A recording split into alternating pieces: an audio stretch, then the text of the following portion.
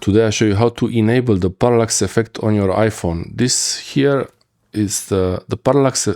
The parallax effect is the option when you rotate your iPhone or iPad, you get some kind of a 3D effect on the icons and the background also, and they look like they are 3D, like it's reflections from around. And now the parallax effect and the motion options are off, so there is less option.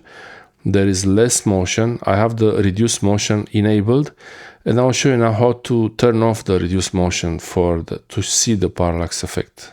To show the parallax effect and show the animations also on your iPhone, open the settings app and then go to accessibility, tap on accessibility, then scroll until you see motion, tap on motion, and here I have the reduce motion enabled. Turn this off. And you can choose the other options if you want, but now if you see, I have animations for these folders as I open and close them. But not only that, as I turn my iPhone around, you get some kind of a slight effect, slight movement, especially you see it here on these folders. As I rotate the iPhone, it looks like these things are real and they get the reflection from the room, from the lights inside the room, even when the folder is open like this.